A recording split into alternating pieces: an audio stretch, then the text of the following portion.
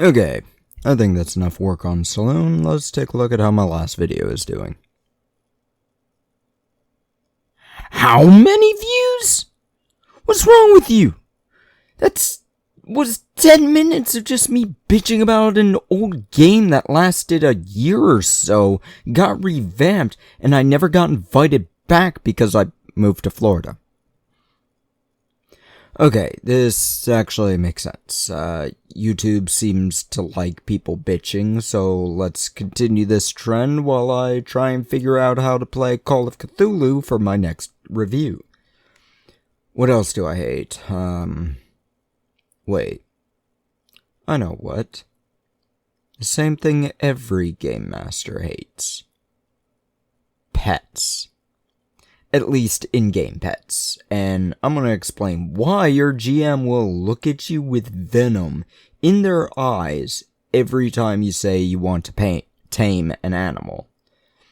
A lot of games allow it, but it's still very hated.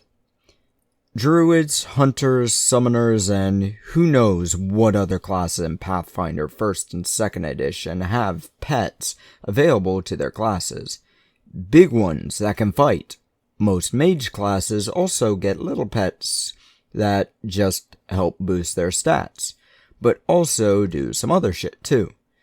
Then there's feats to allow you to get other familiars, and then items that give you multiple yada yada yada.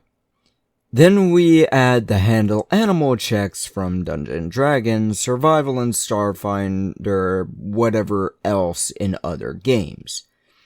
Not all games have rules for this, but recent settings, most games have it written into one of their early books in order to tame an animal you may see. Starfinder has an Alien Archive 3, for example, but some older games, which I usually prefer, don't. Pathfinder 1 added it because, well, it's based off the 3.5 OGL system. Everyone who's played 3.5 knows that animal handling skill is what you pour points into when you're given it as a class skill. The problem with pets as a character is that it makes it difficult to have animal encounters. Especially with a roleplay heavy game. I admit, as GM, I prefer combat encounters to roleplay, but as a player, I'm the opposite. But all in all, I tend to set things up for how my players prefer. But those animals the party tames can throw things through a hard loop. In a Starfinder game I ran, the players managed to tame a... I'm gonna butcher this word. Nisholora? Nisholora? Laura? Whatever. It's a sonic dinosaur is what it is. But they tamed it because I didn't fully understand the rules at the time. I understood the basics of it, don't get me wrong, and I allowed them pretty well. Or I followed them pretty well, rather. Except a few minor things like the distance from the tamer rule. When the combat encounters came in, they only had 2 players, one of which had to dual class a soldier and mystic because of race they chose, and the other one was a precog, so the dinosaur actually helped balance things out. Except this was a dinosaur in Alien Archive 2, but the companion rules were in Alien Archive 3. So the dinosaur was much more powerful than what the players would have been allowed at their level.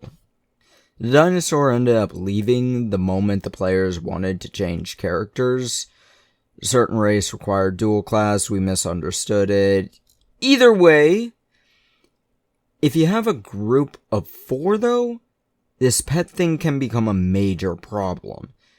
I have one game of 5 players. I know 3 can get pets by level 5 as per their classes, and I'm afraid of giving them those next 2 levels. One has a pet now, but it's a temporary character and he's not done jack with it yet. So, if all CRs assume there are 4 players at said level, what happens when you add another attacker, even if they're much weaker than the other players? Imagine your level 1 ranger can make 1 or 2 attacks depending on their weapon. Now add another creature with 3 attacks, 2 claw attacks and a bite on the average animal attack stat sheet. Even if they're CR 1/2 or less, it's still another set of attacks that will burn through the enemy creature's stat block. If you kill the animal because the enemy saw a bear charging at him, you'll be looked at as a monster by your friends around the table. Even familiars have this issue.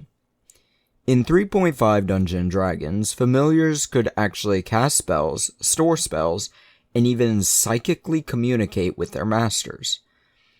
And given they're tiny creatures on average, they were so small they don't even get but like 1 HP per level, maybe.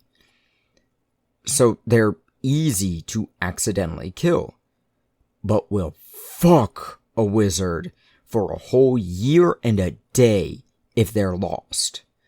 I mean, you essentially lose a level for that time period. You kill the ranger's bear or the wizard's rat, and you'll be looked at with venom in the eyes. So keep that stuff in mind. You'll be adding extra things for your GM to track.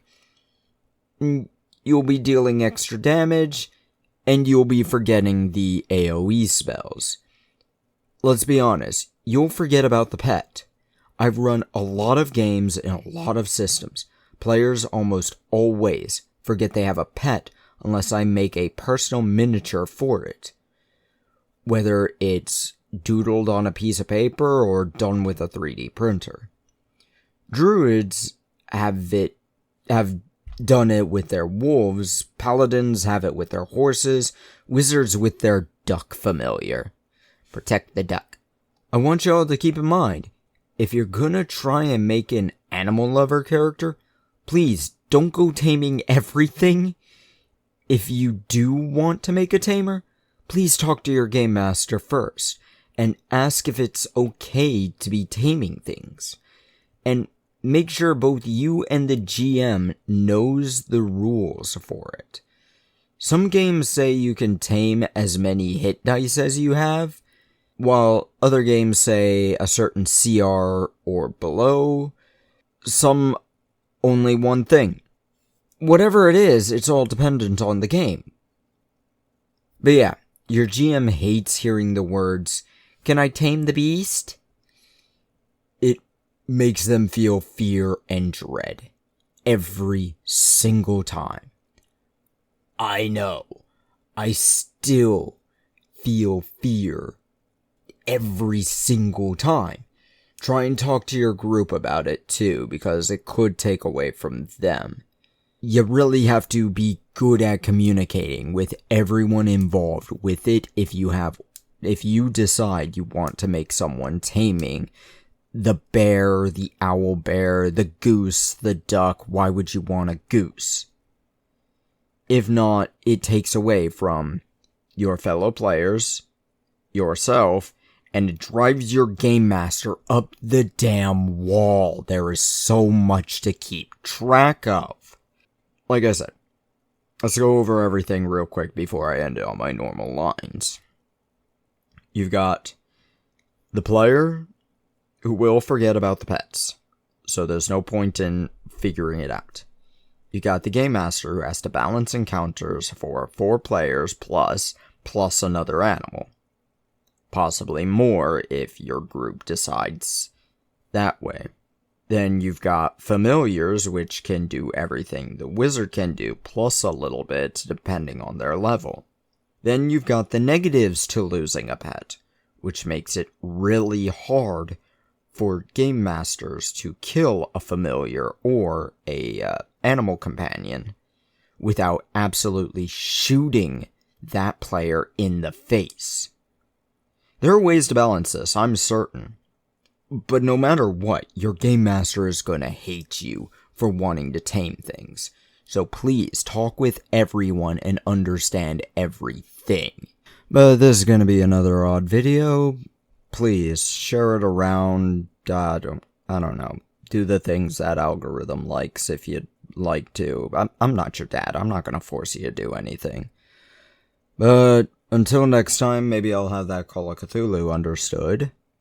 Shove off.